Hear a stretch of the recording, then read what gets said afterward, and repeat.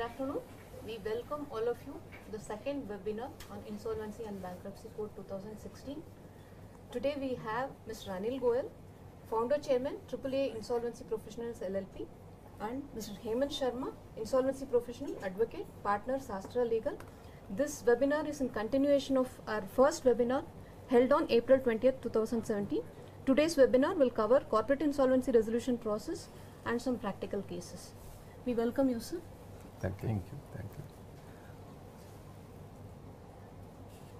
Good afternoon, all the participants. I understand that the second series of this webinar was decided in the last webinar, which was on 20th of April, and this webinar is in continuation to the last interaction that I had with you. See, I believe there will be many people who have joined afresh this time, who probably might have missed the last webinar. So I would actually give a little recap that what we discussed in the last webinar. We discussed the need of this insolvency and bankruptcy law.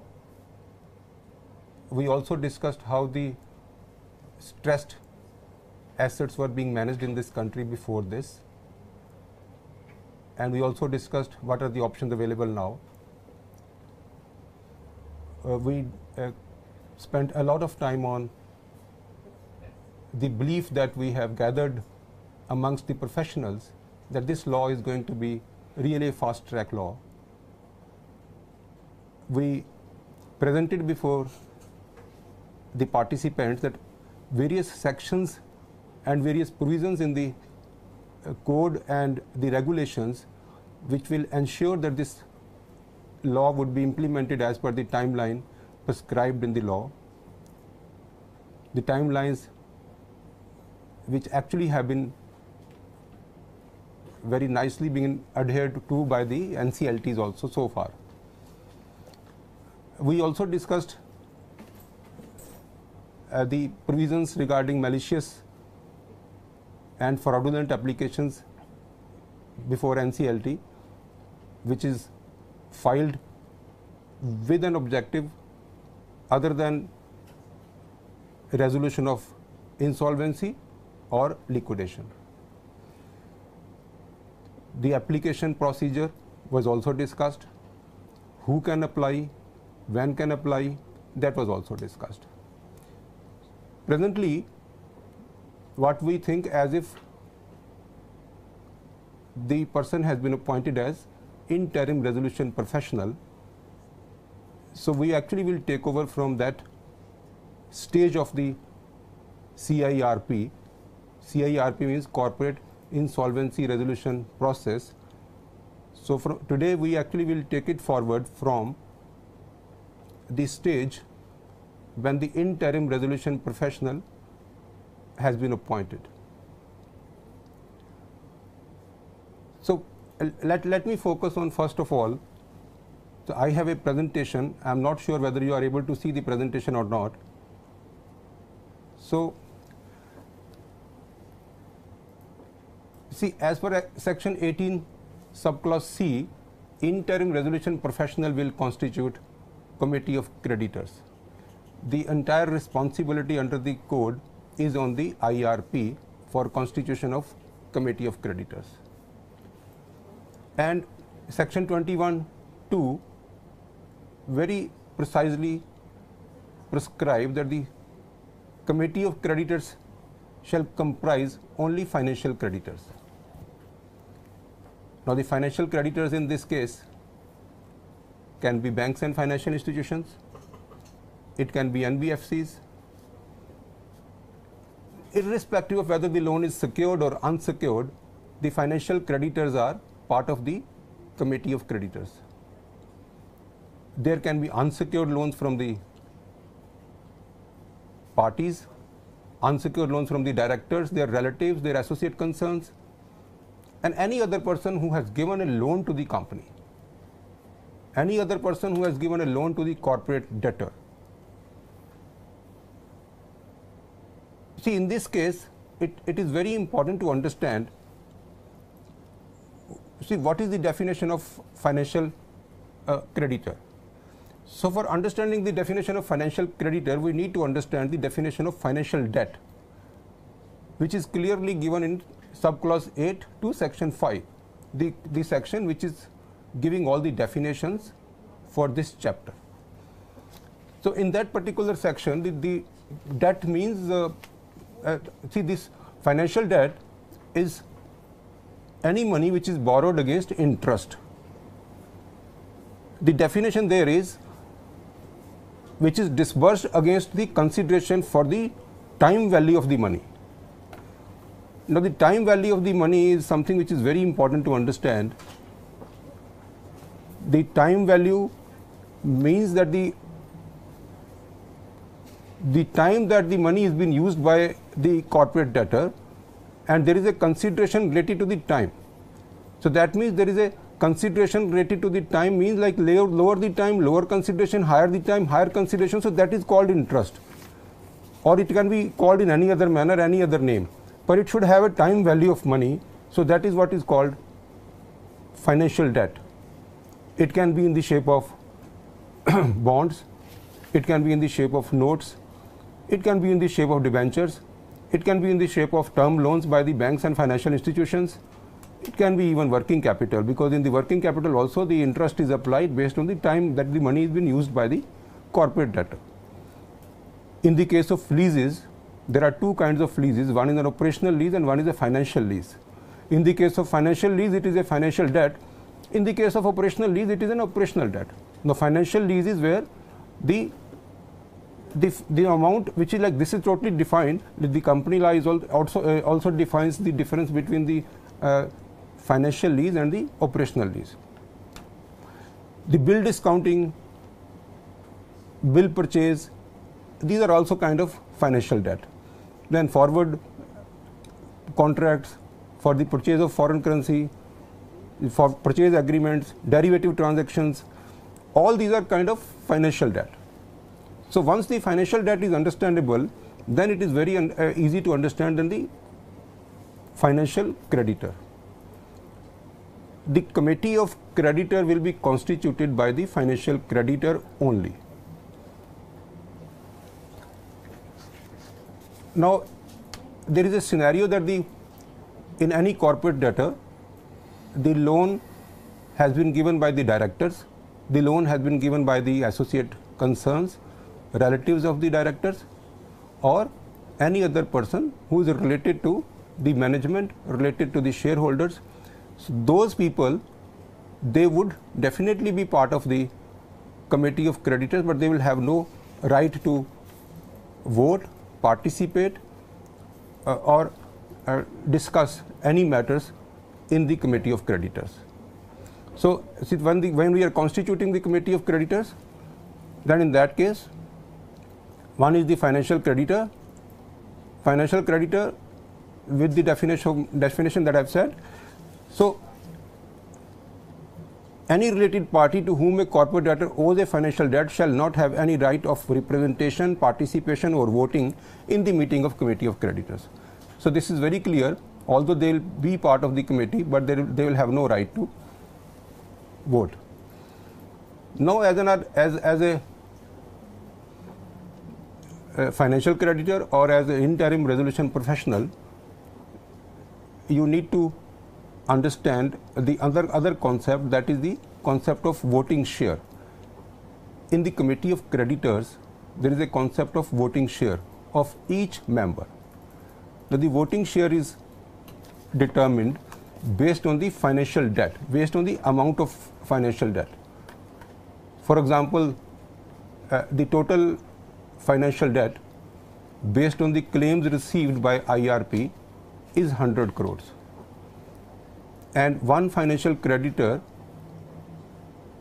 has given a loan of 25 crores. So that means his voting share in the committee of creditor will be 25%. Similarly, the other financial creditors will also see the total amount of debt and divided by the total debt of the company, total financial debt of the company. So that will determine the voting share of each member of COC. See, in various cases, there is a possibility that the person has given a loan to the corporate debtor and person has also supplied goods and services to the corporate debtor. So in those cases, the financial debt would be considered separately, the operational debt would be considered separately. The financial debt will actually become part of the total financial debt of the company. The operational debt will become part of the total operational debt of the company. Voting share will be only based on the financial debt. It will not be based on the total debt. It will not include operational debt into the voting share.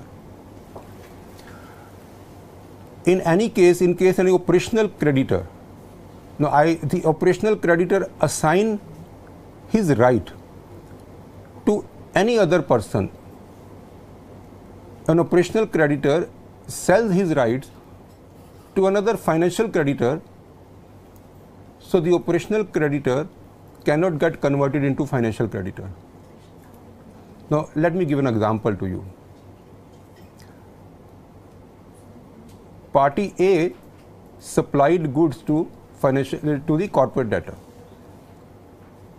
So after the supply of the goods, he sold his debt to a financial institution or bank, which is called purchase of bills without recourse. So there are two kinds of purchase of bills. One is complete assignment with no recourse back to the supplier, and there is another one which is basically financing only with a recourse to the supplier. So with a recourse means, like, in case the customer doesn't pay, the financial creditor will have a right to recover from the supplier, and the other category is, in case the person doesn't pay, the financial creditor will have no right to go to the supplier. So in the case of complete assignment with no recourse, it will continue to be a financial, it will continue to be a operational creditor, and it will be a operational creditor for the purpose of constitution of committee of creditors. So this has to be understood very clearly. The origin of the debt is very important. If the origin of the debt is operational debt, it will continue to be an operational debt. It cannot be converted into a financial debt, even if it is transferred to another other financial institution, even if the supplier has taken loan against that from any other financial institution. The operational creditor will always remain operational creditor.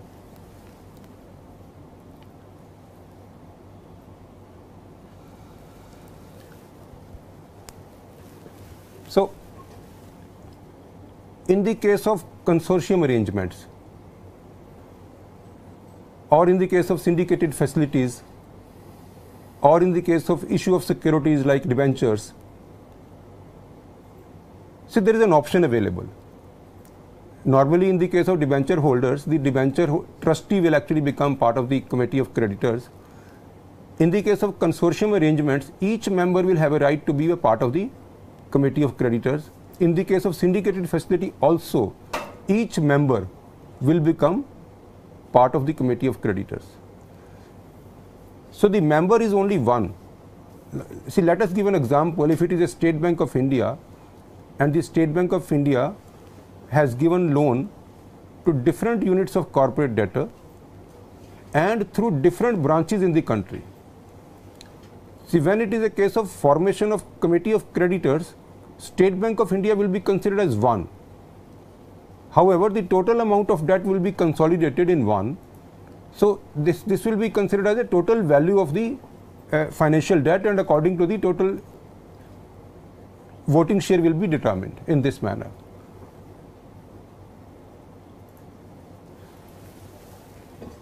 See, in the committee of creditors, there is another option available. This is probably I want to share with you that when this law was being drafted, this difficulty was apprehended that in coming years, in coming time, there may be a case that in a single day there are too many meetings of COC. So in that case, what will happen? Would it be possible for a senior person to go and participate into the COC? In one day, a person cannot do more than limited work. So this was also apprehended that there may be a possibility that in one day there are many COCs. So in that COC, I will actually take up in the next couple of slides that the voting has been prescribed in such a manner that it is really not necessary that the senior person should go and take a decision immediately. Because that is one reason the e-voting has been prescribed, that in case the discussions and everything has been, then anyone can come and participate into COC. Even a junior officer can come and participate into COC. He can understand the other's view, he can understand the concept, issue, and then he can go back and discuss with the senior officers of the bank or financial institutions. Based on all the facts, then the financial institutions can take a decision, put up their notes, and take final approval within the next 48 and then there are then 24 hours, within the next 72 hours, and then opt for e-voting. So this has been very carefully drafted law, understanding the difficulty in future that the senior people will not be able to go to the COC meetings and decisions has to be taken. So they have actually given 72 hours time from the time it is discussed, from the time all the facts have been presented before the bank or the members, and the decision making. The decision making can take up within 72 hours of the presentation of all the facts and documents before the member of a COC. Then the second thing that they have also done, like in case the officer of the financial institution is not really conversant with the provisions of the code, he is also not very conversant with the issues, with the options available, and also like he is not an expert on technical issues. So each member can take along, can appoint a resolution, an insolvency professional officially, and the insolvency professional can also go along with the member in the meeting and take part in the discussions and make representations. So this is also one of the important provision. It has been actually, it has been made, the provision has been made to understand the future difficulties.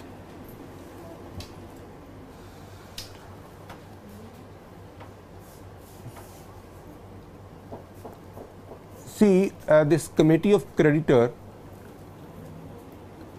will take all the decisions in this corporate insolvency resolution process. The IRP or the RP, interim resolution professional or resolution professional, is only working as an agent of COC. However, the COC can take a decision if 75% of the voting shares have consented for a resolution. So if 75% of the voting share are not agreeable to the particular decision, that decision will not take place. So this is also, the entire power is with COC, but 75% voting share is important. It is mandatory for taking any decision.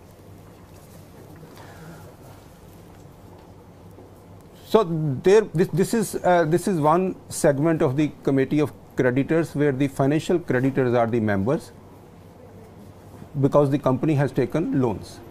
In the financial creditors, the creditors which are related to the management, related to the directors, related to the members, associate companies, those people would be the members, but they will not have any right to represent or vote in the meeting. Now let us talk about those companies where there are no financial creditors. That means that the company has not taken, the corporate debtor has not taken any loan. In fact, in this new regime of various startups, where the projects are being funded by venture capitalists, angel investors, in those companies, the maximum money is coming by way of share capital, equity share capital or preference share capital. And the other source of capital, the other source of fund flow would be the operational creditor, the people, the parties, the persons who have supplied goods and services to the company. So in case there is no financial creditor, then let us look at who are the operational creditors. Now the operational creditor in this case, in the Insolvency and Bankruptcy Code, has been defined as 1. Persons who have supplied goods and services to the corporate debtor. Number 2, workmen as defined under Industrial Dispute Act. Number 3, employees working with the corporate debtor. Number 4,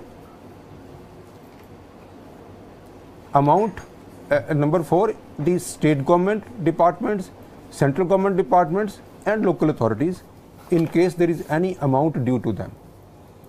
So there are 4 kinds of operational creditors in a corporate debtor: goods and services, workmen, employees, statutory liabilities. All these will be collectively called as operational creditors. So in case there are no financial creditors, then the committee of creditors will only consist of operational creditors, and the code says that the total number of members will be 18, maximum number of members in this committee would be 18, and those 18 would be largest operational creditors. Now in certain cases there may be a possibility that the government dues are the largest, so they also would become part of the COC. So 18 largest, and the list will include all the goods and services persons, taxes, workmen, employees. So the top 18, there will be a list of all the creditors, and then we will sort in the order of amount. So the largest 18 amount will be selected, and those people will actually become the members of the COC. They also have the same rights, same powers and same obligations. See, when we say same rights, same power, same obligation, means that they also will be able to take a decision with the 75% of the voting share, and they will be able to take all those decisions which financial creditors are able to take. Now see here, till now we have now constituted a committee of creditors with the members.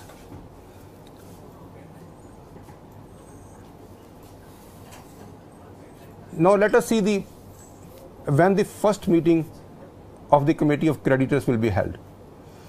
Regulation 17(1) says that it is the responsibility of the interim resolution professional to constitute committee of creditors and submit a report to adjudicating authority, means NCLT, on or before the expiry of 30 days from his appointment. Now he has been appointed, and within 30 days he has to submit a report that the constitution of the committee has been done, and the list of members will have to be submitted to the adjudicating authority within 30 days. And the second provision says, that section 22(1) and regulation 17(2) says that the interim resolution professional shall convene the first meeting of committee of creditors within 7 days of filing the report. So in total, this can be 37 days, but there is a little overlapping provision, so we are still considering that the first meeting will have to be done in 30 days, from within 30 days of the appointment of IRP. So in this first meeting, so there is a very important subject, very important matter which will be discussed, that will be whether the interim resolution professional is continuing as a resolution professional, or the committee of creditors have proposed to change his name with another insolvency professional. So in case there is a proposal to change, then the committee of creditor in the first meeting will decide that the interim resolution professional will be replaced by a resolution professional, a different insolvency professional. And accordingly, the other matters in the committee of creditors can also be discussed, like the appointment of registered valuers,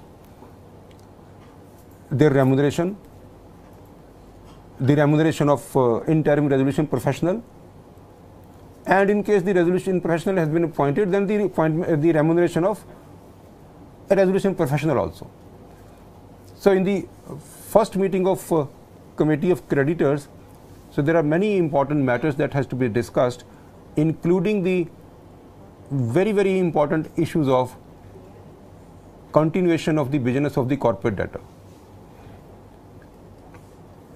This is the responsibility of the interim resolution professional and resolution professional to keep the company, to keep the corporate debtor as going concern. It is the responsibility of the resolution professional to maintain the continuity of the business of the corporate debtor. So any permission, any approval, any expenditure which is required for this objective, that should appear in the very first meeting, so that accordingly the steps are taken to assure that the business is not killed. Steps are taken to assure that whatever funds are required to maintain the continuity of the business are arranged, and it will also become the responsibility of the COC to agree to the suggestions of the IRP if those suggestions are focused on continuity of the business. So it is the responsibility that he should present his suggestions, that the business otherwise will be killed. The committee of creditors will have to take a decision about the arrangement of funds, about recruitment of certain persons, whatever could be the necessity, whatever could be the need for maintaining the continuation of the business, that should be discussed in the very first meeting of the COC. Now let us talk about, this is the first meeting. In the first meeting, the IRP is replaced by the RP, or IRP is continued as RP. Now, as far as the subsequent meetings of the COC is concerned, there is no limit in the code or in the regulations on the number of meetings that a RP can have. So the only requirement is that the RP will have to give a notice of at least 7 days for convening a meeting of COC, and that notice of 7 days can also be reduced to 24 hours in case all the members give consent. But in case there is even one member which is not giving consent, then this notice of 7 days would be required, or any notice period which is approved by COC would be okay, but not less than 24 hours.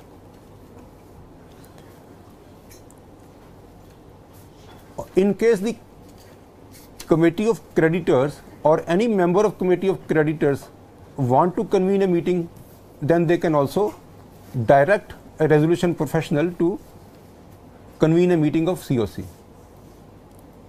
But for making this request to RP, the minimum voting share of those members should be at least 33%.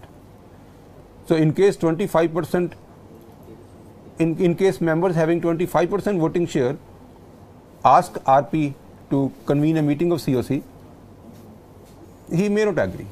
That is not obligatory on him to agree. See, the other part is, very important part is, like, in the manner the meeting of COC will be conducted. The first condition is that the meeting will be conducted in person.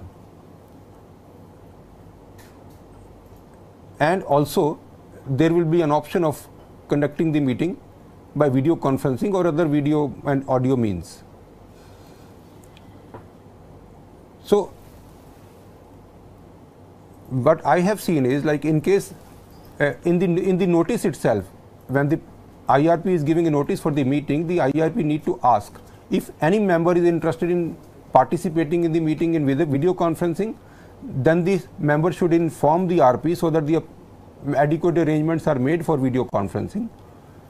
But in case nobody says that I would be participating through video conferencing, then the meeting will take place in person and that meeting will be valid meeting. but it would be definitely an option available with all the members of COC that the meeting can take place through the means of video conferencing, or it can also, anyone can participate through video conferencing. But in case no requirement comes, then the meeting will still be valid and meeting will be held in person. And it is very clear under section 24(2) and regulation 24(1) that the resolution professional will conduct the meeting and he will be the chairperson of the meeting. But this chairperson will not have any casting vote. This chairperson is not even having a voting right. But then he would be conducting the meeting, and the name that has been given in this code is that he would be chairing the meeting.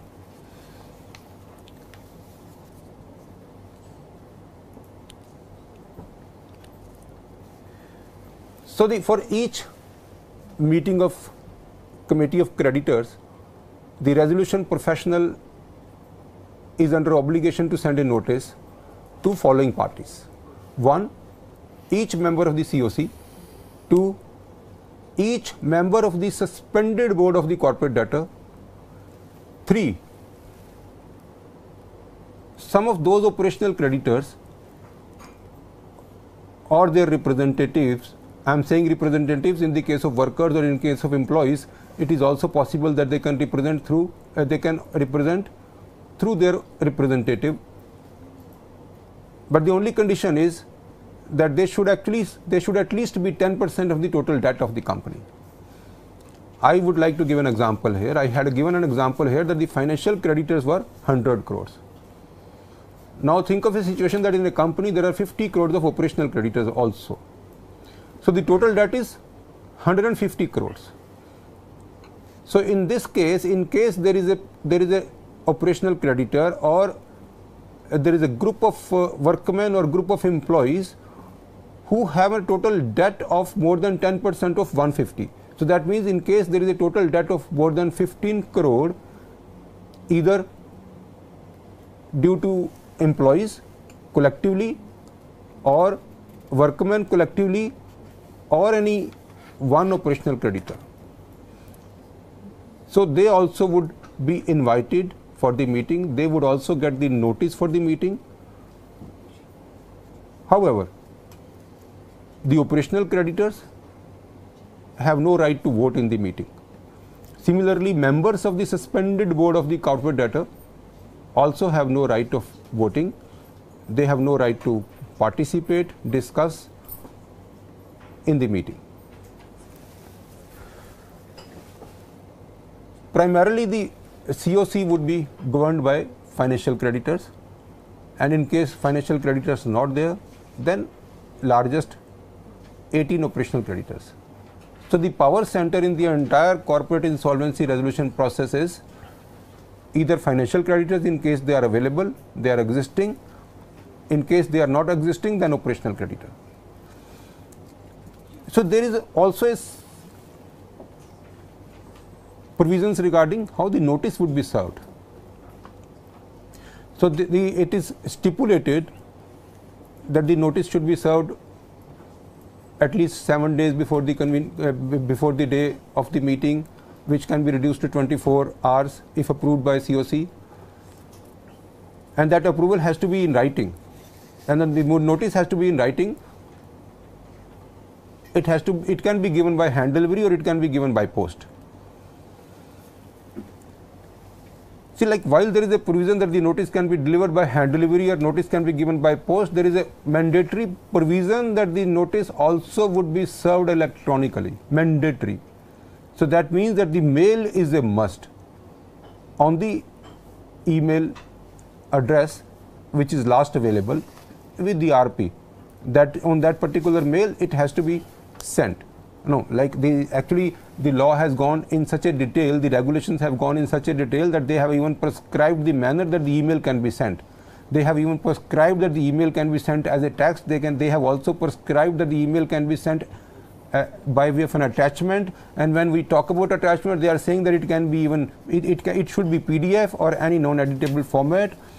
And even it is also prescribed that in case the email is not possible, in case the attachment is not possible, then there is a possibility of providing an electronic link, and you click that link and you see that notice. So there are 3 ways of giving notice electronically, besides the by hand delivery or by post delivery.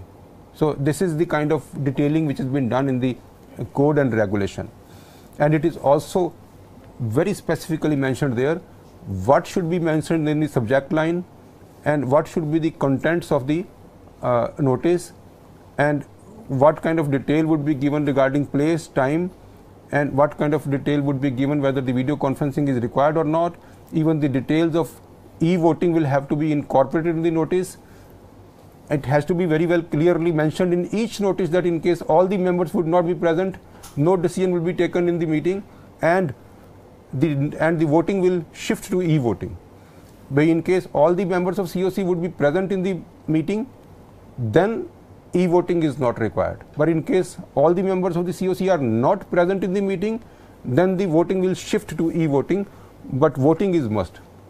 Without voting, either in person or in electronic, e-voting, it is a must.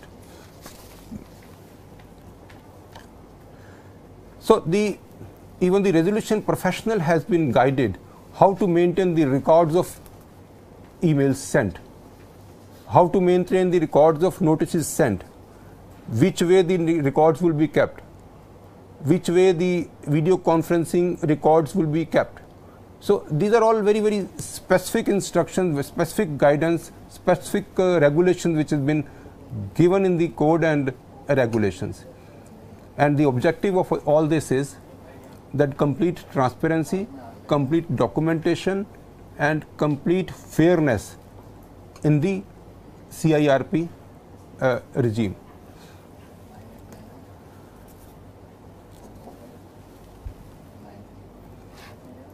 Now, it is also prescribed that the member actually can attend the meeting through a representative. However, the resolution professional must get the information, prior information about the person who is attending and the identity of the person who is attending. It is only prescribed so that the resolution professional is able to verify the person who is attending the meeting. Then the notice must contain the agenda. Now, there are 2 parts of the agenda. One, the list of matters to be discussed at the meeting. Then the list of issues to be voted upon a meeting. Now see, there can be various matters which should be discussed with the committee of creditors, and these matters can be what has happened in the past after the last meeting, what have been the development on various matters which are pending for the which are pending under CIRP, any development that you would like to inform to COC, and then the matters where the voting is required, those matters will be separately listed. See, all the copies which are relevant for the matters to be discussed, that would be. In this context, actually, one Mr. Brij Kalra, he is asking what can be the probable agenda for the first meeting and the subsequent meeting for the committee of creditors. So we have a question now from Mr. Brij Kalra. So what kind of what are the probable agenda? So let us try to understand. One, the first and foremost will be the information to the COC, like the matters which has to be discussed. Let us say starting from the publication of notices. I believe all the notices which are published in the newspaper should be placed before the COC along with the full newspaper for them to verify whether the publication was done correctly or incorrectly. 2, appointment of registered valuers. It is not simply an appointment of registered valuers. The matter actually should be all the documents, the basis on which the registered valuers were appointed, selected, that basis also should be discussed with the COC. 3, the remuneration payable to the registered valuers should also be matter of approval. The remuneration of IRP is also supposed to be one item where actually it should be part of the agenda. Whether the IRP will continue or the IRP will have to be replaced is also one of the agenda. Placement of information memorandum before the COC is also one of the agenda, and this is very important agenda because the IRP is actually working very hard on this. IRP is ready with the information memorandum except for the last 3 clauses. So should it be placed in the first meeting? It has to be placed in the first meeting. It has to be placed in the first meeting, and information memorandum. So in the first meeting there is also a very important part because all the members will come and participate in the first meeting, and everyone will ask for a copy of the information memorandum. Every member should be informed beforehand that I need an undertaking from each member before IRP hands over the information memorandum to any member. So all the financial creditors are supposed to give an undertaking. In my next slide, I will actually, when I will come to information memorandum, I will actually clarify that with that the undertaking is also one of the very important part, and that should also be part of the notice that everyone should send the undertaking before he shares the information memorandum to everyone. So I think these are the broadly. It's like a non-disclosure. So that is the undertaking is regarding the non-disclosure kind of a undertaking where the information which is now being provided in the information memorandum would not be misused for any other purpose other than preparation of a resolution plan. It would not be used for the insider trading. And the other undertaking is that you will not share this information memorandum with any other person without taking this kind of undertaking again at yourself. So this is the kind of undertaking. So these are broadly the agenda items of the first meeting. And any other question on this? It is relating to Constitution of Committee of Creditors. A couple of questions are there. Yeah, I think we can take up. We can take up the Constitution. Yeah, Mr. B.K. Sharma, he is writing how the representatives of depositors and debenture holders will be appointed to be included in the Committee of Creditors. So normally in the case of debenture holders, they are having debenture trustees. So those debenture trustees would represent on COC as one of the member. In the case of depositors, they will also have an option to individually represent, or they will have the option of represent through a representative, through a collective action of their own. But as far as the debentures are concerned, it is very clear that the debenture trustee will represent on behalf of the debenture holders. And one Ms. Jain, she is asking what would be the Constitution of Committee of Creditors in case of only one financial creditor in the company? So this is very clear. Even if there is one financial creditor in a company, that committee will consist of only one person. There will be other invitees. The invitees would be all the members of the suspended board of directors, and there will be another invitee in case there is an operational creditor who is actually having a total debt which is not less than 10% of the total debt of the company. So those would be invitees. One person, one financial creditor will be actually taking a decision, and the minutes would be prepared by RP, and the decisions can be taken.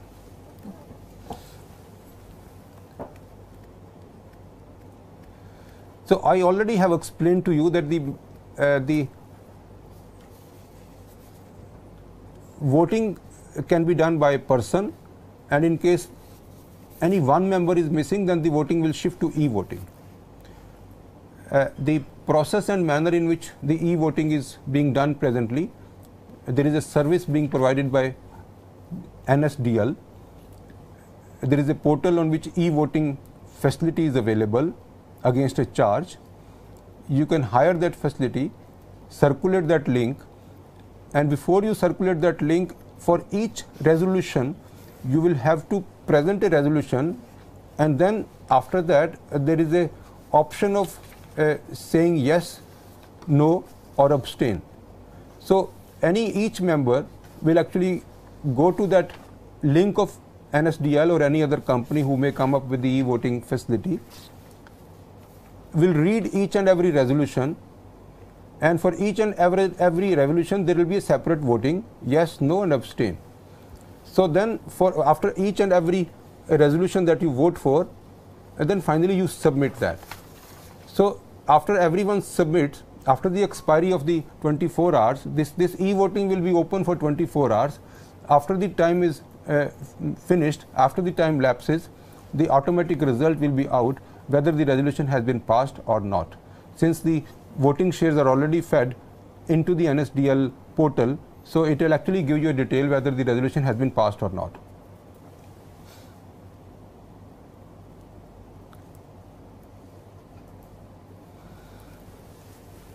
So the other important question is, whenever we talk about meetings, there is another question which is regarding the quorum at the meeting.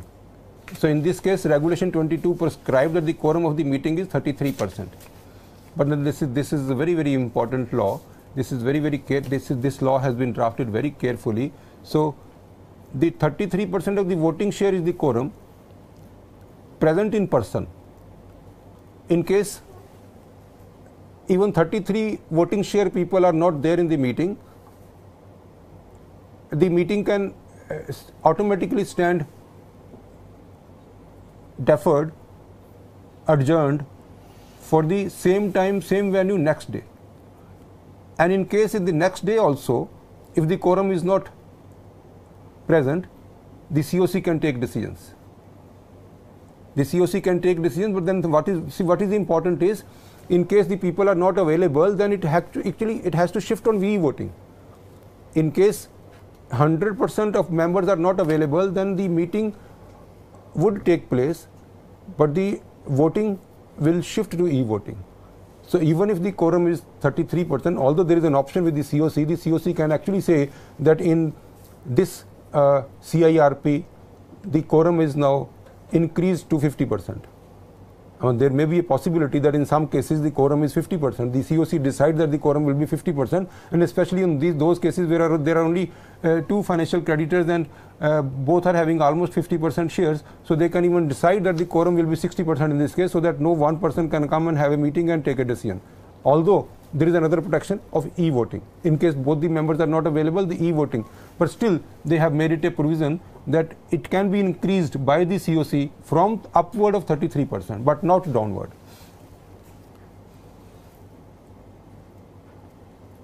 So in case of adjourned meeting, whether the quorum is available or not quorum is available, the meeting will take place and meeting will take decisions. The meeting will continue and it will shift to e-voting. So why it is not important, why it has been kept as that the quorum in this adjourned meeting is not important? Because the meeting is only symbolic. Decisions are being taken on e-voting. So it is not important whether the people are actually coming in person or not. The only important part is that they should actually understand the issues, and they can even resort to e-voting also. But then the voting is must. So there is no possibility in future somebody can say that I had no knowledge of this particular decision being taken by COC. So this has been very clearly, transparently covered under the code and regulations. So there are also provisions in case somebody is participating in the meeting through video conferencing. The video conferencing, there are various prescribed parameters regarding the acceptable video conferencing system. It should actually, see, like that is something which is keeping in mind the safety and security of the data, keeping in mind the preserving that meeting as a record, and in future, in case need be, presenting before any authority. So with this objective, there are guidelines like what kind of video conferencing would be acceptable.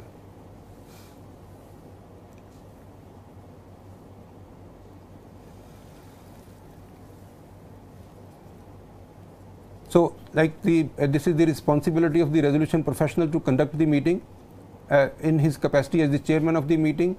The normal process of the meeting should be, when he conducts the meeting, the first and foremost should be that he should actually technically he should take a roll call of all the participants attending the meeting. He should make sure whether 100% of the members are present or not. In case 100% of members are not present, and he should also understand like who is attending, what is his name, what capacity he is attending, whether he is also having along a resolution professional or no. See, in the case of video conferencing, he is also supposed to take a roll call. He is also supposed to ask somebody that from which station he is participating. So all this is something which is a matter of record that he should understand. He should kept and will be part of the records of the minutes. So then the resolution professional will declare whether the quorum is complete or not. In case the quorum is complete, then the resolution professional will present the matters one by one and will discuss the issues one by one. And in case it has to be a voting in person, there is a possibility of voting in person.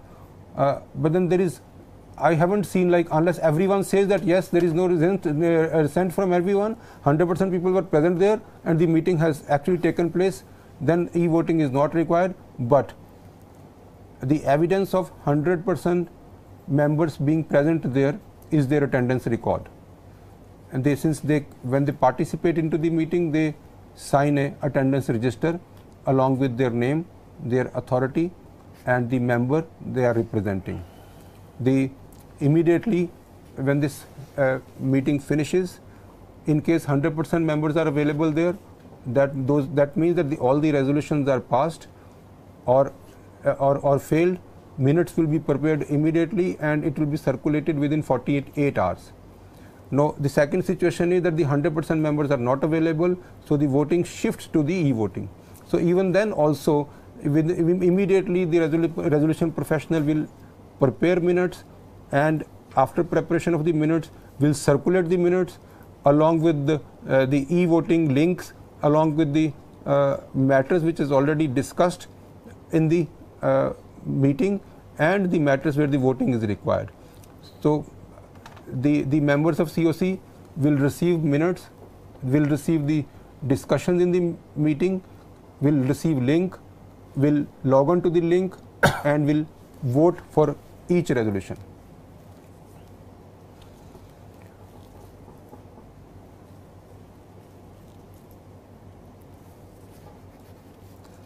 So this is I think there is a question. There are a couple of queries. They wanted to clarify on voting share. See, voting share is very clear. Like, let us talk about the financial creditor only. I said the financial creditor, based on their claims, the IRP has made a total of claims and the total of claims is 100 crores, for example. And then he will see the amount claimed by each and every person, amount verified by IRP, and finally amount determined by IRP. What we are talking about is finally amount determined by the IRP. So let me repeat: the claims received, claims verified, amount determined. So the amount finally determined by IRP is the amount which will form the part of total financial debt of the company. Financial debt is 100 crore, amount determined for each person is different. So the percentage of the total amount due for each member as divided by the 100 is the percentage in the voting share. So in case there are 3 members, one is having 20 crores of debt, the other is having 50 crores of debt, so this becomes 70%. So these 70% people will not be able to take a decision unless the other person with 6 crores is also joins them. So 20 plus 50, they become 70%. So these 70% people will not be able to take a decision. So the other person who is also having 6 crores, he will have to join them to take a final decision on any particular resolution. So this is the voting share. And there are some queries relating to interim resolution profession. Should we address it? Yes, now? we can address. So when does the 30-day tenure starts? Whether it's from the receipt of NCLT order or from the date of order appointing him? See, there are two situations. In most of the cases, you might have seen the adjudicating authority has appointed IRP within the same order in which the CIRP commencement is approved. So in case this IRP is appointed within the same order, then that is the date of commencement of CIRP and that is also the date of start of 30 days period. Now the second situation is that in that order of the adjudicating authority for commencement of CIRP is not having an appointment of IRP, because the appointment was not, the name was not proposed by an operational creditor, or see, the name was proposed but the name was not approved by the board. So in that case, see that adjudicating authority will have 14 days time with it for appointment of IRP. So that means whenever the IRP is appointed, that would be the day to start 30 days period for IRP. So these are two situations. And there is a query, when if an IRP is appointed on Friday, then what will be the third day for issuing public announcement? See, in the application to adjudicating authority rules, it is very clearly mentioned that in case we are talking about the days, the day of the event is excluded. So the day of the event is excluded, that means the Friday is excluded from the day. So that means the first day would be Saturday, and then Sunday, and then it will be Monday.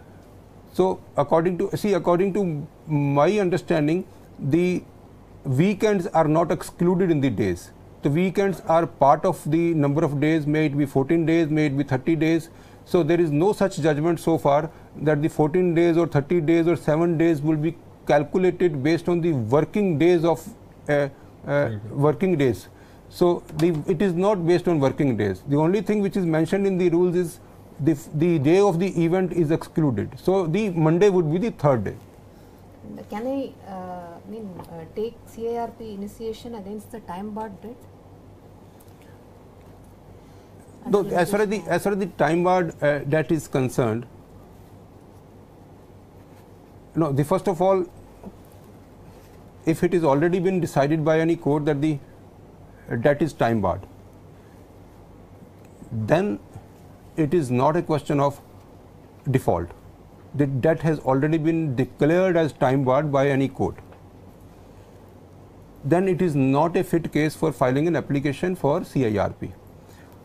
Now let us come to the second possibility. That possibility is that someone thinks that the debt is time barred.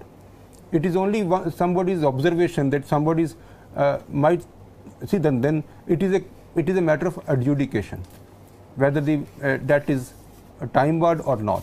So in case of adjudicated time barred debt, the CIRP option is not available. In case of disputed time barred debts, I am not sure the NCLT will go into the details of time barred. The NCLT will not consider all these applications till the time this time barred issue is settled outside the NCLT. So in case it is something which is very, very important, so NCLT will say this is not my duty to handle the time barred issue. NCLT is only handle the debt is there or not. And there is a question, what kind of liability can come on insolvency professional, and what are the probable protections, and how does he manage the potential liability? See, one, there is a specific provision in the code. I think I can see in the book, or I have it in my other presentation, which protects IP. 19, section 19. Let us see, it is 19. Move an application. So there is protection to IP, that any non-compliance, no, this is different. Any non-compliance by the corporate debtor before the appointment of IRP, that would not have any impact on the IRP or RP. But any non-compliance, any violation, any criminal offence done by the IRP or RP, that is separate issue. But now in the case of a corporate debtor, in case of any non-compliance is done before his appointment, that he is totally protected. Secondly, the internationally, what we have read so far, that the biggest liability will come on insolvency professional, and that would be regarding killing a business. In case an insolvency professional has failed to maintain the continuity of the business, then the corporate debtor or the management can sue insolvency professional that he has not done his job diligently, and because of those negligences the company has suffered losses, as he could not continue the business within those reasonable boundaries, within those simple efforts that he was supposed to make, and he did not make those efforts, or he took some decisions which killed the running business of the organization, corporate debtor. So this is one liability which actually can be a little larger. Or other liabilities are, I don't foresee any other liability which is important. And during moratorium period, when an employee resigns, or employees or management level people, if they are terminated, then what does it impact? Should it require approval of committee of creditors? Or? No, it is like, see, like once we say that the insolvency resolution professional is now has taken the custody of the business, and he is also responsible for management of the business of the corporate debtor. Once he is responsible for the management of the corporate debtor, there is a possibility that he might say that these 20 employees of the company are not required, and these 20 employees of the company are actually, it's a financial obligation, financial load on the company's finances, fund flows, and the company will not be able to retain them. So then there is a possibility that he can actually terminate the services of those people. Those termination will be a normal termination, as if any company can do during the continuation of any business. That will not have any discharge over and above a normal discharge available to any corporate debtor for termination of services. There is no exemption for any termination during CIRP process, but that yes, in case of any termination, what I understand is that it should be discussed, minuted in the COC, because he is actually working in, as an agent of the COC. He should actually discuss, share with the COC, where the management is also there, and if there is a any dissent by the management, that also can be recorded. Yes, this kind of decisions are not good. So this is what I feel, is that yes, IRP can take a decision of terminating employees with the approval of COC. It should be with the approval of COC. I am not saying that it is mandatory, but I am saying that it should be with the approval of COC. It is not mandatory, but. If related party has 30% of total share of debt, then how does 75% of voting share will be calculated? No, the related party debt amount is not calculated in the total debt. When I was talking about 100 crore, let us continue the same example. The related party is over and above this 100 crore. We have only considered those financial creditors which are not related parties. So those are outside that total debt definition. In fact, there are more than 2 queries requesting you to clarify on the disputed debt, because there are NCLT orders regarding the disputed debt. So no, see, there is like I can only give an example of disputed debt, because see, like once we say that the under section 8, the operational creditor will give a notice to the corporate debtor that this is the invoice which is due from you, and the operational creditor may revert within 10 days. And what the corporate debtor can revert? 1, that there is a dispute regarding this invoice. 2, that this invoice has already been paid. So in case any of these 2 is okay, and this is like then the application before adjudicating authority by an operational creditor would not stand. Now, and see, the first is like there is a dispute. Now, in that case, the dispute has to be pending before any court or before any arbitration proceedings. The judgment of Uttam Galva is very clear. In that particular case, the Justice BSV Prakash Kumar has very clearly held that the dispute has to be present before the notice is given, before the notice under section 8 is given. So the notice under section 8 was given in that case on day 1. On day 2, the corporate debtor actually filed a case before Bombay High Court, saying that there is a dispute regarding these invoices. So it was very clearly held by Justice BSV Prakash Kumar that this particular dispute is an afterthought. See, while I am saying so, there are judgments which actually are saying, based on the facts, which are very clear that the dispute was there, and the dispute was actually apparently, there are many evidences that the dispute were there. The documentation before the operational creditors were not even complete. There were no purchase order, and the invoice was also not completely made. The delivery of the goods were also not evidenced. So in these cases also, like, I mean, see, this simply by presenting an invoice doesn't mean that the operational creditor has got a right to start in a CIRP for any person. So, like, in case the documentations are not complete, and then and also there are various other evidences that yes, there was a dispute, and so those disputes can have been considered by certain benches of NCLT, but I have not seen that it actually means little injustice to anyone. I think so far whatever decision has been taken, it has been taken, one, that a person is filing a suit on the very next day. That means the intention is very clear that he is trying to create a dispute without having any other evidences of dispute prior to this notice. This is one case. The second case is, there are other instances, there are other evidences which are actually saying a lot about an existing dispute, but the dispute is not pending before any court or before any arbitration proceedings. In those cases, in case any NCLT bench has taken a view that this is also a dispute, so this is also not an injustice. The only thing which is important is that in all cases it should be justice, and the justice should be that yes, there was an invoice which was due, and it has to be paid.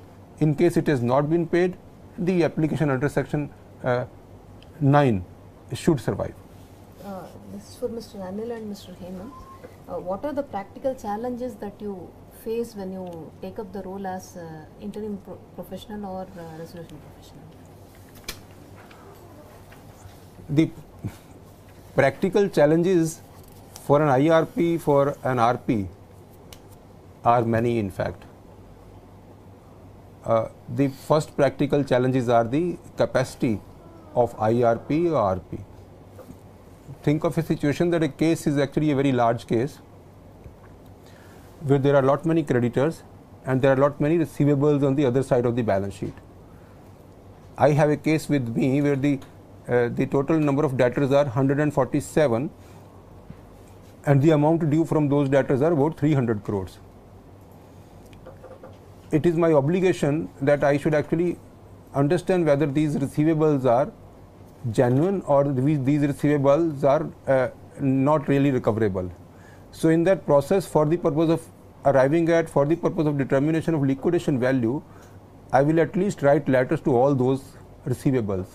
When I will write all those letters to all those receivables, 147 people will keep coming to your office with their documents, with their records, and they will actually try to tell you that this money is not really payable, this is a fake, this is not, this we have already paid. So this is one difficulty, which is a practical difficulty of capacity. On the other hand, in case of operational creditors or the financial creditors, is the number of operational creditors giving claims, number of financial creditors giving claims, and then verification of all these documents for a larger case where the financial creditors are also many and then the operational creditors are also many. See, what is happening presently is that presently in whatever number of cases we have seen, the public is not really aware of that they have to see and they have to file their claims. After some time, you will see that the financial newspapers in this country will actually have one column which will every day give a news of any company which has filed CIRP. You will see that the every business person in this country will look at that column, and then they will see that whether his interest is being impacted in any case or not. In case he read a name where he is supplying some goods or services, he immediately will start filing the claims. So the IRP or RP will have number of claims and the time is very short. So this is one thing which is a practical difficulty of having that kind of capacity, having that kind of human resources, so that you are able to verify all the claims, you are able to attend in person to everyone, you are able to understand the documents of each financial creditor and operational creditor, you are able to ask them for the document, and you are able to take a decision. This is where you are actually taking a decision. You are the adjudicating officer in this manner, that you actually are approving or disapproving a claim. You are determining the value of a particular claim. So this is the largest difficulty. I am not saying that the taking custody of a particular corporate debtor is a difficult part. Taking custody of a corporate debtor is a little lesser than this difficulty that I am saying, that you have to handle 20-30 people every day in your office with different kinds of problems, with different kinds of records, with different kinds of evidences, and then there has to be human resources available with you who actually can understand, and also that you can trust upon them. If somebody is presenting before you that yes, this claim is okay, this claim is valid, maybe that he is saying it because of some connivance or because of his misunderstanding about the document, but then the responsibility is yours because you have accepted this claim. Ultimately, your assistant makes a mistake, that is not an excuse. You actually have to be responsible. Yes, I accepted this claim. So the most important part is this. Then taking custody of a particular corporate debtor. See, my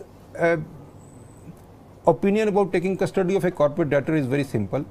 First and foremost is that you actually should calculate, because see, you have a section in your favor where you can actually write a letter to the income tax department that whatever in bank accounts that, because see, nowadays in the income tax return all the bank accounts of a particular assessee is supposed to be declared. You can write a letter narrating your power and narrating the obligation of the income tax officer that all the bank accounts of that particular corporate debtor should be disclosed to you under section so and so of the Insolvency and Bankruptcy Code, because there is an order of the NCLT and you are appointed as IRP in this case.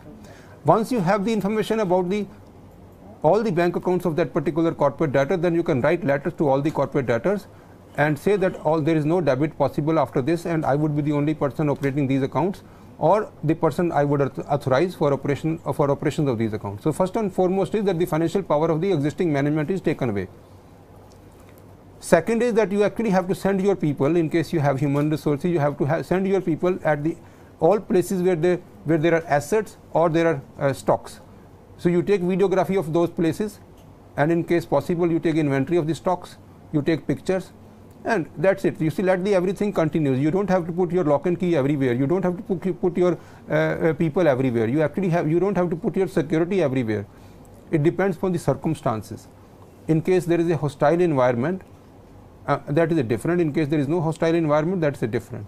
So in case of no hostile environment, then it is possible that you actually have meetings with those promoters.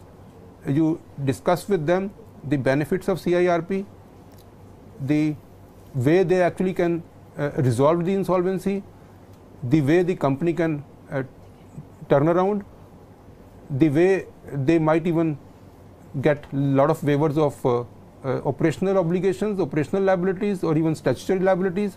This is all a matter of educating the promoter.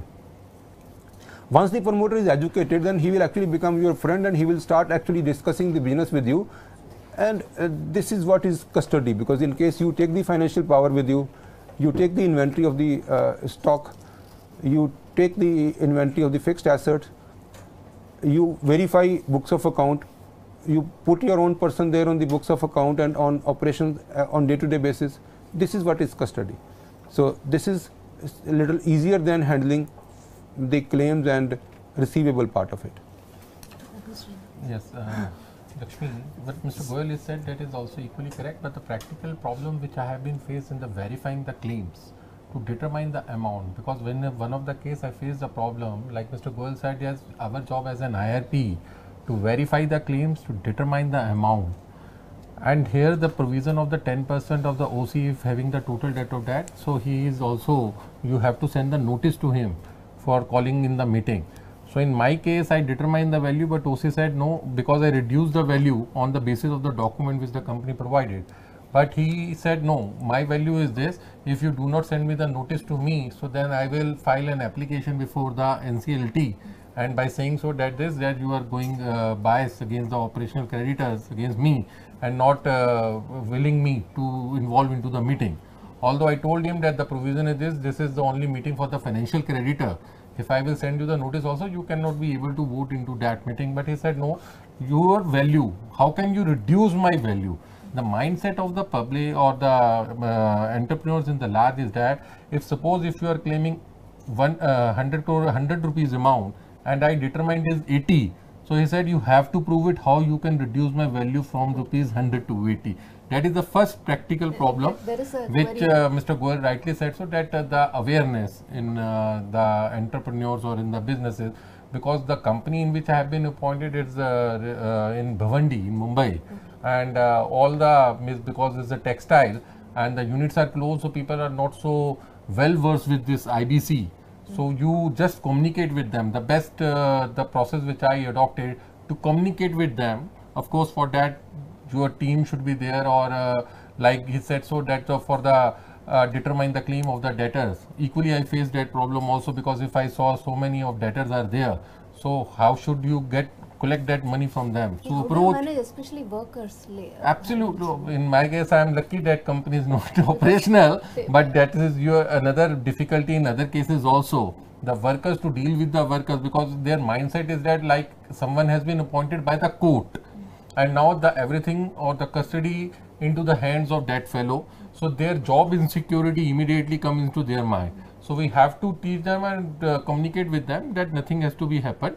Whatever the job they are doing, so they have to be continue with the same. Apart from that, the other like the custody of the assets. So suppose if I have been appointed and the order has come into my hand, and they said you have been appointed to take the custody. In the balance sheet, they are showing some fixed asset, but not the schedule is there, because normally in ROC, if you see some of the company, they did not upload the complete balance sheet. Then you ask them where your assets are, then they will tell you these are my assets, land is there situated, and plant machinery, of course you have to verify and all these things. I visited that place. They said this is the plot number, this is this area, you take a custody of this. And that was a barren land. I said, where it is, there is no structure, where you have been function here. They said, no, that is, everything has been demolished. So you have to justify how can I take that plot is 6 or some number is there, how to justify that. Then I appointed some legal person from there, the legal search that is available if you appoint some local counsel from there, and he verified from the registry of that area. So that kind of problems are there. Challenges are there, I am saying, not problem, rather what is challenges. Certainly, like Hemant is very right in saying that the first challenge that he said is in respect of a claim of an operational creditor. I also said that this is the biggest challenge, that you understand a claim, understand the documents of the claim, convince the operational creditor or the financial creditor, have that kind of human resources. So this is the first difficulty. Second difficulty, he is also very right in saying, when we talk about custody of the businesses, it is actually difficult for a person to take custody of the businesses, to identify the assets which belongs to the corporate debtor. There is no list available with the with the NCLT, because there is only an order with you. See, presently as an IRP, I have only order which is saying that moratorium has commenced, CIRP has commenced, and Mr. So and so has been appointed with this address, has been appointed as the IRP in this case. That is the only document that you have. Correct. So once you are appointed as IRP, so it is only one order in your hand. So with this one order, I mean, it is actually very difficult to start. Where to start? How to start? You actually have only one thing, that is the publication. The public notice. You prepare the public notice. Within next 14 days, people will start coming to you. They will bring their own bunch of documents. Then you will start understanding that this company, whatever you can find about that particular corporate debtor on the public information domains, maybe MCA website or maybe Google or maybe any other company. Now there are other companies which provide data of even private limited companies. Even if But they also have their source from the MCA side, and especially it is difficult for those companies who are not compliant regarding filing of their returns before registrar of companies before on the MCA portal. See, that is one reason I said that as an IRP you have power to reach out to the income tax officer of that corporate debtor, ask about the balance sheets, ask about the income tax returns, ask about the details of the bank accounts that the corporate debtor is having, because the present income tax returns prescribes that all the bank accounts of a particular assessee needs to be mentioned there. I believe over a period of time, the assessing officers, the income tax officers will get appropriate instructions from their seniors to entertain these applications quickly. As of now, they have no knowledge whether they are under obligation or not. But in future, they would be having this kind of knowledge that we are under obligation to give this information in case the IRP is disclosing its identity, his identity. So, see, like why it is easier for me, because I have handled in my last 14 years career 14,000 cases under SARFAESI Act. We have taken more than 2,000 physical possessions, physical custody of large to small business units, factories. So we understand the behavior of workers. We also understand the behavior of promoters. We actually have suffered under SARFAESI Act where we couldn't take the possession for even 6 long years. And after making all the possible efforts, the promoters, the management keep on throwing hurdles in our way, and we are still outside the factory premises. We are still not inside the factory premises. But see, we also have powers under SARFAESI Act. Then we go to the local authorities. We seek an order to police. We seek an order to the police that the police will help us in taking custody. In this case also we have powers.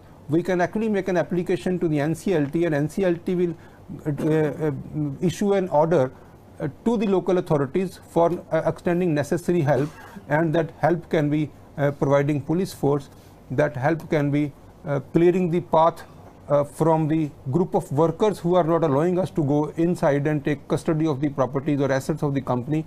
So these are all provisions. It might take some time, but something which is better than nothing. In SARFAESI Act, we have actually waited for 8 years, 6 years, 10 years because of various stays here and there. But in this case, I mean, NCLT is a much larger court, much senior court. And the senior court order going to the local authorities, going to the police, I believe the action would definitely be there. So this is what our experience have been in taking custody. So that is one reason that I feel that the custody is not that difficult, but the back office is very, very important, because I am sure that the biggest responsibility lies in the back office. Nobody would be making a claim against you that if there was stocks of 22 crores and you have eaten it away, unless there are circumstantial evidences that you actually took the custody, the security was also yours, and the stock was actually available worth 22 crores and you actually have reduced it to 2 crores, and also there are evidences that you removed it. Nobody is going to challenge you that the stock have actually declined because the balance sheet is showing 22, actually you are saying it is 2 crores only. So let us finish it. As far as the committee of creditor parties concerned, there is only one slide left, and I would like to finish this because there are important parts later after. See, like immediately after this, then the second important part for a IRP or the RP is to prepare an information memorandum. After this information memorandum, I have a complete detailed presentation on what a resolution plan could be, what are the possibilities under the resolution plan, under the regulations, under the code, and what would be the ultimate resolution plan order from the adjudicating authority. So I believe most of my financial creditor friends who are actually participating into this webinar, they would definitely be interested in understanding what are the options available under this code, whether one-time settlement is possible under this code, whether sale of assets is possible under this code without even sending the company to liquidation. So the resolution and liquidation. So there are 100 possibilities. Every possibility will be considered as a resolution plan, and there is only one thing which will be considered as liquidation. and that will be when we are dissolving the company.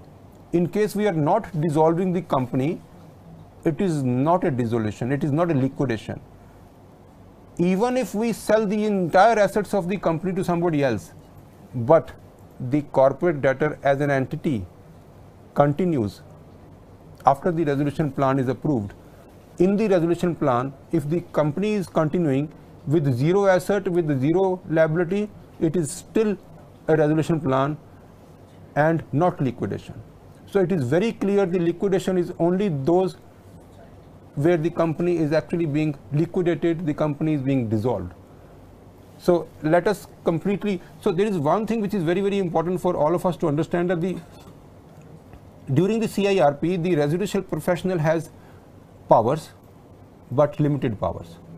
I am saying it again, each important power, the resolution professional will require approval from COC, and that approval will come in case 75% of the voting share are voting in favor of that approval. So the first and foremost will be raising any interim finance in excess of the amount as may be decided by the COC in the meeting. So when we actually call the first meeting, I think there was a question like what should be the agenda of the first meeting. So this is also one of the items that should be most probably should be available in the first meeting, that how much amount can be raised by IRP or RP for meeting the requirement of the company. One, for CIRP cost, the cost of professionals, the cost of registered valuers, the cost of expenses. Two, what is the kind of amount required for maintaining the going concern status of the corporate debtor. So if this is the assessment of the IRP, how much money is required along with the consultation in consultation with the management, and that has to be part of the agenda in the very first meeting. And in the very first meeting, it should be decided that the IRP is empowered to raise this much of finance, and these are the sources which are approved. And this is where the first meeting of the COC should have this kind of agenda. There's a question. Is there any restrictions on the place of the meeting? Or no, there is no restriction on the place of the meeting, and you can even have in the conference room of a one of the financial creditor. You can have in your own conference room, in your own office.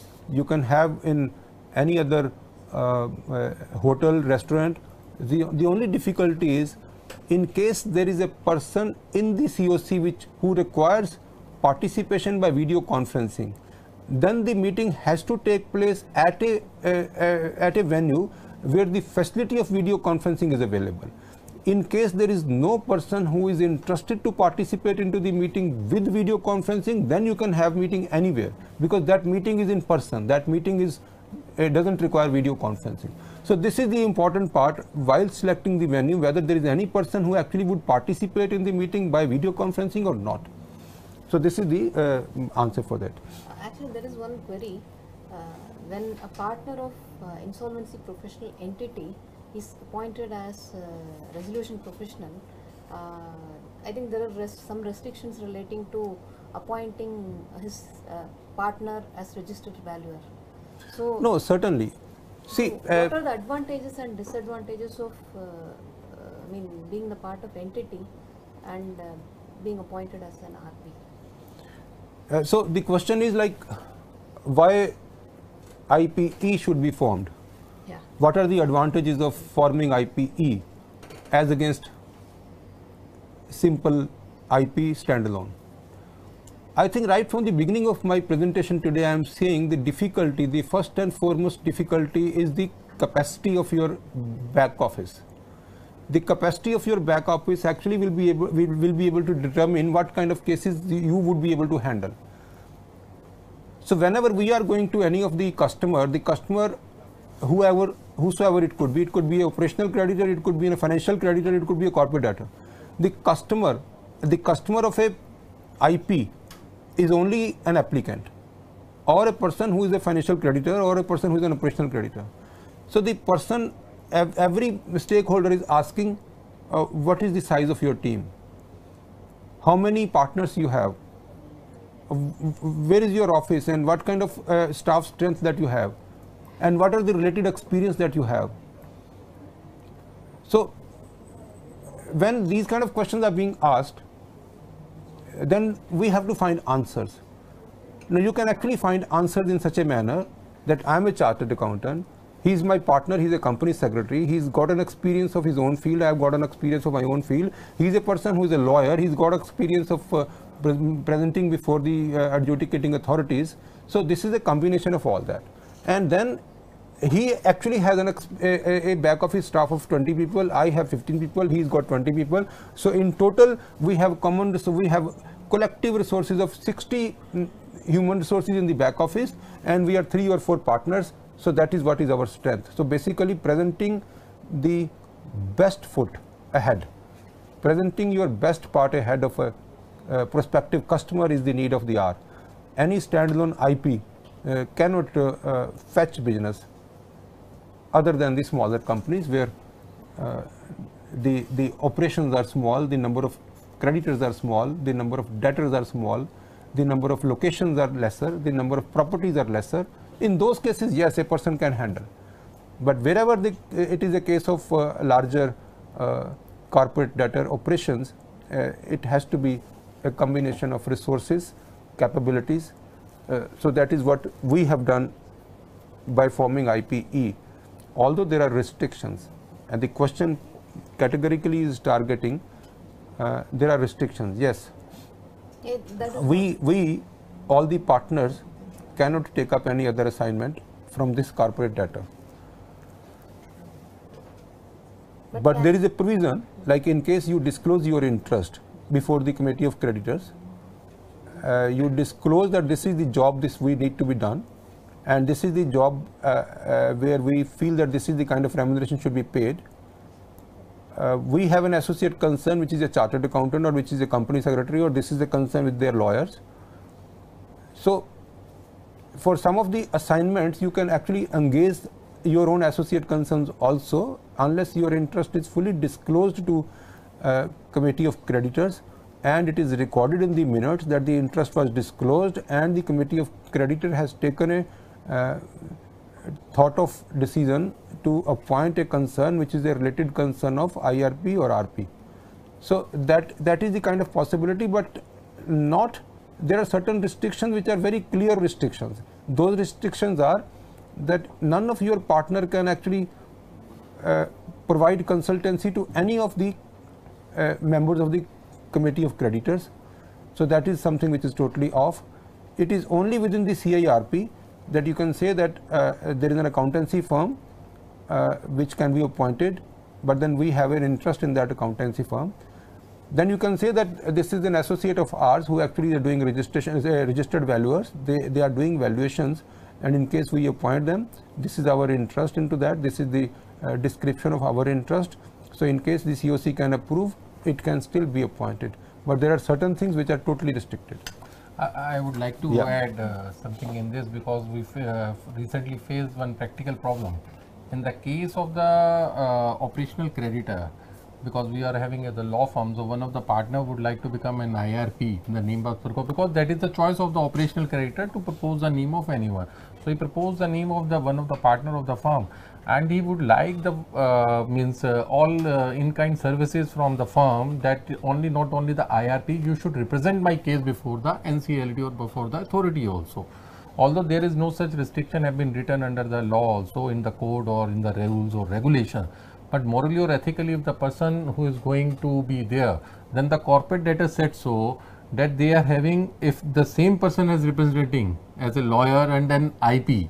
No, Hemant, as far as the judges are concerned, in the High Court, in the Supreme Court, there is a concept of independence of a representative. Now, in case there is a representative who is actually representing his own case in the High Court or in the Supreme Court, it is considered as a clash of interest. Correct. So what the judiciary says, that the person who is representing before us, he is representing based on merits. He is not biased on any side of the decision. Even if his argument is accepted or his argument is rejected, it should not be a personal loss to that representative. It should not be a personal loss to the lawyer. So in case there is any decision which actually causes some benefit or some loss to the lawyer, it is considered as a clash of interest. So based on this principle, the adjudicating authority is saying when you are being appointed as IRP in the application and you are the only person who is representing before adjudicating authority, trying to argue that this application should be accepted, trying to argue that all the documents are available, that is a clash of interest, because in case we reject, that means that it is impacting your personal interest, and in case we accept, it makes you happy personally, not as a professional. As a professional, everyone would like to win a case, win an argument, but as a as a benefit, like if I am getting an appointment as IRP, I will make all possible efforts to represent, and to the extent of even misrepresenting, with the intention of only getting a result that I would be appointed as an IRP. And I think this is a valid thing to keep away two things. I myself, if my own house is on rent and I'm only the lawyer, do High Court or Supreme Court permit you to argue your own case where you are the landlord and you want to evict your tenant? No, that's true. Is it possible? No, that's true. But the client is wanting that everything should be in house. So he said, I am giving you the turnkey project, and if you want to appoint someone from your office as an IRP and you want to represent the case, in that case I am saying, so being representing to a corporate debtor for section 10 petition, there is no difficulty. Yes. This difficulty comes when you are doing for section 9 or section 7, because the allegation from the other side immediately comes that they are representing the same, so they are having the interest there. Although there is no such of a restriction under this, but morally or ethically, what you are saying, that is correct. So therefore, I would like to say is that it's better always to be approached whenever you have been there, so that these kind of means this profession cannot be faced these kind of allegation. I mean to say, for the interim resolution professional who has to be appointed there. I think for the just by the way, I could I'm getting reminded of the judgment which actually yesterday. It was a judgment, like in the case of application under section 10, it was required by the adjudicating authority. See, one thing I might even tell you, for application under section 10, you are supposed to provide the list of all the operational creditors and financial creditors along with the application. Correct. Now in this case, the adjudicating authority made sure that before your application is accepted, each and every financial creditor and operational creditors has been served a notice. So what I am trying to present before all the participants is that the application under section 10 is the most difficult application. Correct. Because it actually requires lot many documentation. And the simplest is the application by a financial creditor. 7. Yes, correct. I do agree. Yeah. There is no such of a documentation for 7. That is proved immediately when you file the application.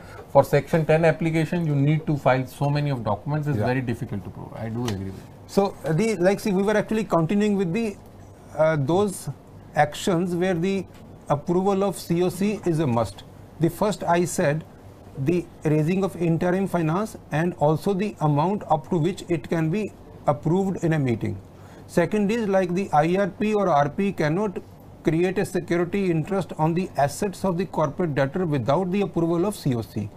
See, the IRP also cannot change the capital structure of the corporate debtor. It cannot issue additional securities, cannot even create new class of securities, no redemption, no buyback of shares without the approval of COC. See, even during the course of CIRP, there are possibilities that the ownership interest in any of the assets needs to be changed. For even this, the approval of the committee of creditor is required. See, which is very important is, like, we are normally saying that we will immediately take control over the bank accounts of the corporate debtor, but this also can be done with the approval of COC. So now coming back to the same question somebody asked, what should be the agenda of the first meeting of COC. So this is also very important that this should be the agenda of the first meeting of the COC, that up to what transactions the IRP would be authorized to handle a bank account, up to what amount the IRP would be authorized to handle the bank account.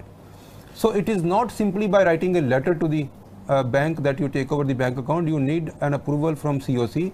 You need an approval from the COC that up to what amount that you can operate, prior approval of the bank account operations for debit transactions. Mr. Goyal, just one discussion point of view.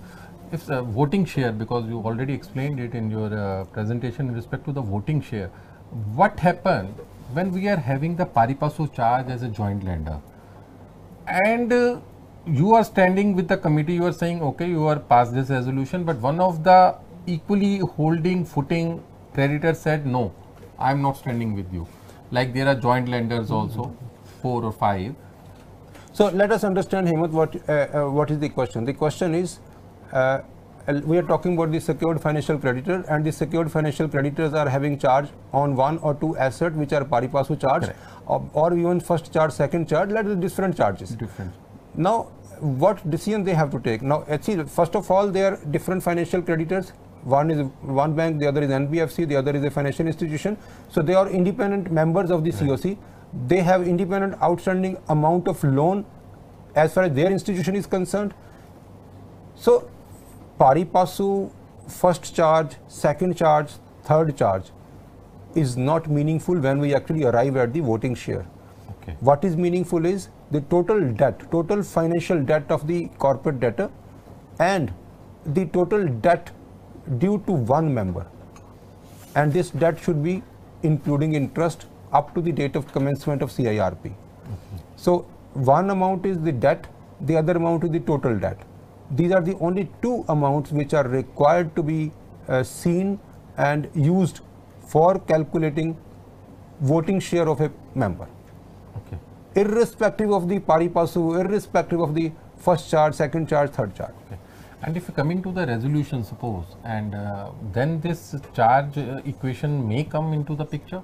Like, of course, at the time of voting share, we have to go by the value of the debt. But suppose for the resolution, and for the resolution, you have to take all the assets of the company into the consideration. And one lender said, yes, I am ready to sell at this price. Another said, no, I am not ready. Then how can they voting separately? No, because see, they should be treated as a separate. Hemant has asked a very important question, and I wish that this question, I'm happy that this question has come up, and this question actually is being asked by many people. The question is that if there is one asset, but there are 2 or 3 financial creditors, they have a security interest on that asset. Now, in any resolution plan which talks about that asset only, all 3 have to vote. Unless any resolution plan cannot be approved unless all the 3 financial creditors who have interest in that particular asset should vote in favor. Even otherwise, let us understand, every resolution plan should have 75% voting share. Right. In one situation, that particular asset is having 3 people who have charge on it, but even the 2 makes it 75%. Correct. So the third is outside. Outside. Third is outside. So we are only concerned about 75%. Right. So the resolution is passed. The resolution plan is approved. Correct. So, like, it is very important to understand that whether it is one asset or 3 financial creditor or a 3 asset, 1 financial creditor, it is not really relevant. What is relevant is voting share. It is absolutely this way or this way. It is not at all important. 75% voting share is required for passing a resolution plan. That is required. So in case any action is required for a particular asset, that means that one person is not interested, the other person is interested. In fact, the question came to me like this, that the secured asset is there, and one creditor says, having two creditors having pari passu charge on a secured asset.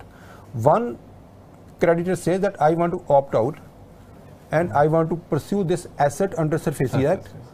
I don't want to relinquish my rights on this security, on the asset into the common hodgepodge. And the other says that I'm not interested in enforcing my rights under SARFAESI Act. I'm only interested to go with all.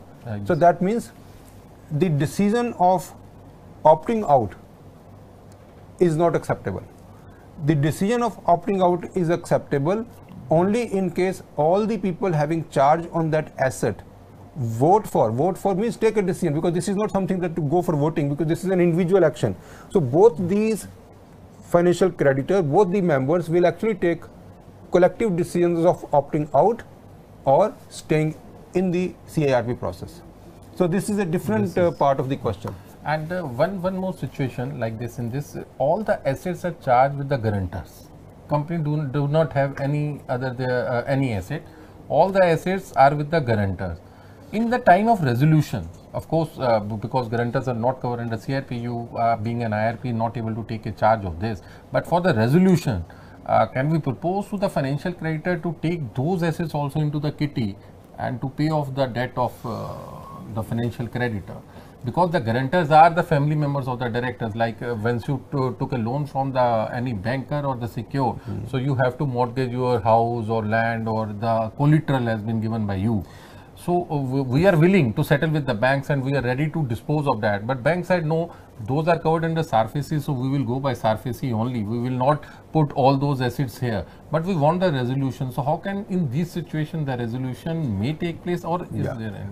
So now the Hemant has asked a question like the corporate debtor is not having any important asset and most of the loan is primarily based on a collateral security which is owned by another person, and that another person can be any individual or a relative of a directors or a friend. So that means a loan has been given on another asset against a security of the other asset to a company, whereas the company doesn't have much of the asset, or the bank feels secure because the residential house already given by the guarantor as a collateral security is having enough value. So the company has gone for CIRP. So in these cases, most of the time the banks will consider, because then that in any case that particular asset is not a part of the assets of the corporate debtor, so the banks have no power to say that this particular asset will actually go into the common hodgepodge. They cannot be asked whether they are relinquishing their rights or not, because that actually will not form part of the waterfall arrangement under section 53. That is an asset outside the company. So in this case, in case we during CIRP, in case we approach financial creditors that we want to sell this house and we want to pay this amount to you, and after making payment to you the debt will be reduced to 20%, and that will be beneficial, that will be paid out of the future cash accruals. So we plan that the company should be allowed to continue, and the company should be given this much of money for meeting the working capital deficit, and this asset will be sold, and this is the resolution plan. So this resolution plan can be accepted, because this will be accepted in such a manner that the promoters will bring this much of amount in the company apparently by sale of the house, and then this the liability will come down, and then the reduced liability would be sustainable. It will be sustainable with the future cash accruals of the company. Because I propose that in the SARFAESI also you do the same thing. In SARFAESI also, see, like there are possibilities of one-time settlement, there are possibilities of haircut by the banks by taking a waiver. So let us go to the another. See, undertake any related party transaction. And now, undertake any related party transaction can be having two meanings. One, that the transactions with the corporate debtor, with the related party of the corporate debtor. So this is one meaning of this. The second is, undertake any related party transaction means that any transaction that any party related to RP, any party related to IRP, in case there is any transaction with the corporate debtor. So that also, so I am saying that the both ways it has to take the approval of the COC. Amend any constitutional document of the corporate debtor, in any case the approval of COC is required. Delegate its authority to any other person. This is very important.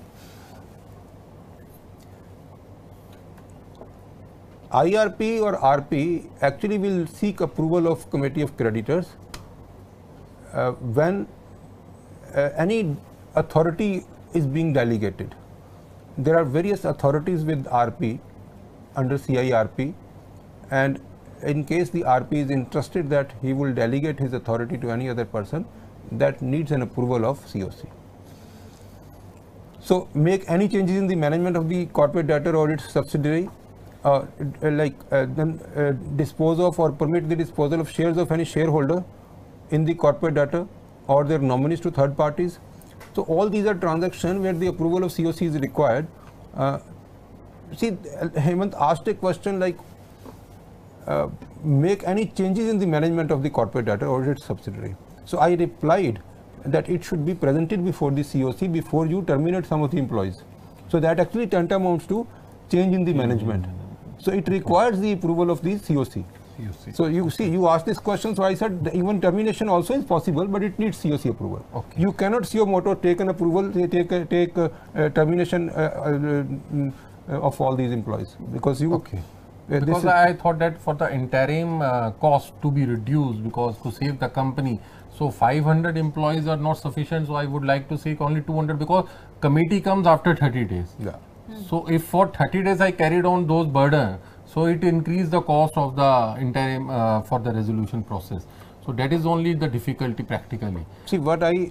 Although if I did it something or suspended and then get approval and then finally remove them, but 1 month cost of salary in that issue. See, what we understand is like all these companies which are actually being, which are approaching adjudicating NCLT, or all those creditors which are actually approaching the IBC, invoking IBC. All these companies are running companies or like continuing with this kind of status for a little longer. It is something which is not really possible. It is on the very first default somebody is approaching or invoking IBC. So the way the company is continuing, if it continues for another 1 month, it is really not a very big thing. If a company is continuing for so many years, like 1 month is not a really big time, and it will not be really a larger loss. Yeah. So this is also very important that we have a clause number 11. And one more, yes, relating to, suppose in the being time of an IRP, it came to my knowledge that the company did not compliance with the provision of Companies Act and Income Tax by not filing their balance sheet and annual return. And now it came to my knowledge, and I am the being a IRP, all the control in my hand.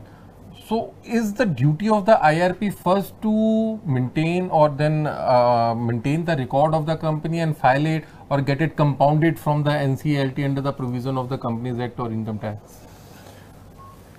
See, as far as... Or sir, tomorrow any liability may fix against me because I have been holding the chair for 30 days. See, during the CIRP period, filing or no filing of ROC returns is not at all the responsibility of IRP or RP. Okay.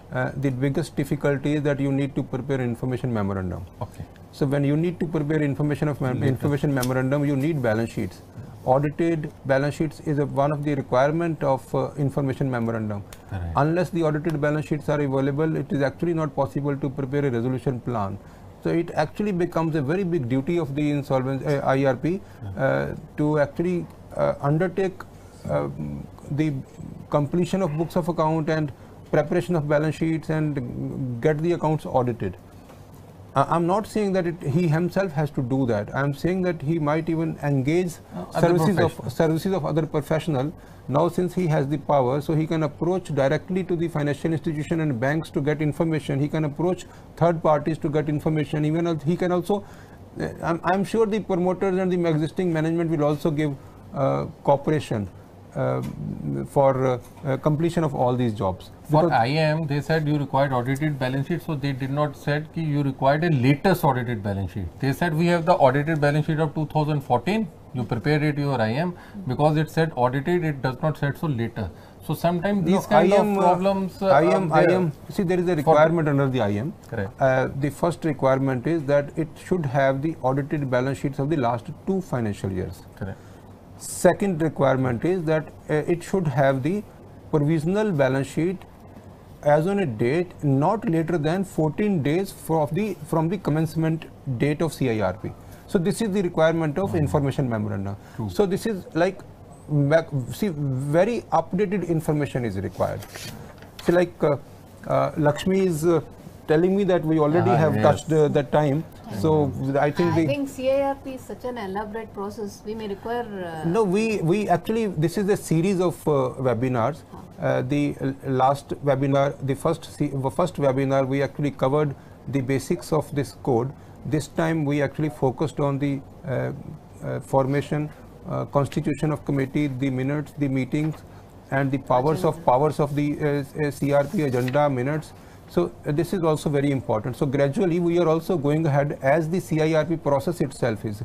The next duty of an insolvency professional would be to understand information memorandum, and based on the information memorandum then we will prepare a resolution plan. So the entire CIRP is actually going the way it is actually proceeding. In the country also presently most of the people who are actually in this profession, they would be facing questions regarding minutes, meetings, COC and powers of COC and the practical difficulties of IRP. So maybe the next week or in next 10 days the people will start preparing information memorandum. So we will come up with our presentation on information memorandum. Maybe after 10 days people will start thinking of drafting a resolution plan. Then I will come up with the resolution plan. So this is a complete series on the complete CIRP process. So by the time actually we finish with this, then we actually will think about liquidation. And the liquidation is an entirely different process. And I may even tell you that the claims that we are receiving during CIRP are provisional claims, and we actually have, in the case of liquidation, all the claims will have to be resubmitted, re-verified, redetermined. So this value that we have arrived at for the claims is only for arriving at the voting shares in the COC. The sole purpose is to arrive at voting shares in the COC and also to understand the liquidation value and the total outstanding liabilities for the purpose of preparation of resolution plan. In the case of liquidation, the claims will be separately filed, separately assessed, verified and determined. So Lakshmi ji, what is that we have now? We have 2 minutes, so we can actually take up some of the questions. Yes, in quick session. Okay. What is the purpose of making corporate debtor or I believe it is already 5 o'clock. Operational creditor attending the meeting when they cannot participate? See, like if a total debt of a company, I am taking forward my own example of 150 crores of debt, and out of the 150 crores of debt, where 100 crores is financial creditors debt and 50 crores are operational creditors debt, if anyone who is actually having an outstanding of 15 crores, at least he has a right to understand what is going inside the COC meetings. He should actually understand what are the kind of resolution plans they are proposing, and he actually would like to participate into any of the resolution plan. He should be a part of the COC, whether so that he understands that his rights or the operational creditors' rights are also being protected. So this is the reason that, because the value is substantial, 15 crore of a creditor, and we are only giving a right to come and see how we are operating. We are only giving a right to inviting him to come and see how we are taking decisions. But that is where he can actually make up his mind whether he is a person who actually to present a resolution plan or not.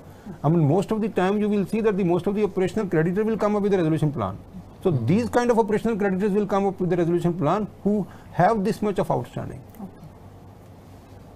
So see, viewers, let me take this opportunity of thanking all of you for participation, and we understand that the numbers are increasing on every next webinar that we are doing, and also I may tell you that the last webinar which was held on 20th of April, it was uploaded by IPA of Institute of Company Secretaries of India about 3 days back. And I am very happy to say, that in 2 days there are about 900 views of that video, and this only shows the excitement in the industry regarding this profession, regarding this new law, and then the excitement is all around. Excitement is not only from professionals, excitement is also from the financial creditors, operational creditors, businessmen, industry people. So this is the kind of excitement. So thank you all of you for participation. I also take an opportunity of thanking Lakshmi.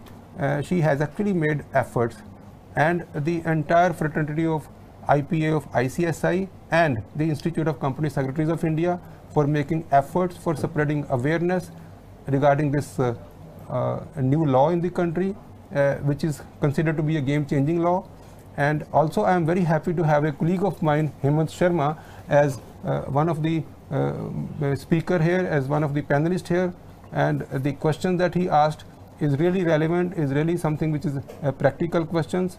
So I thank all of you. I thank Mr. Goel and Mr. Hemant.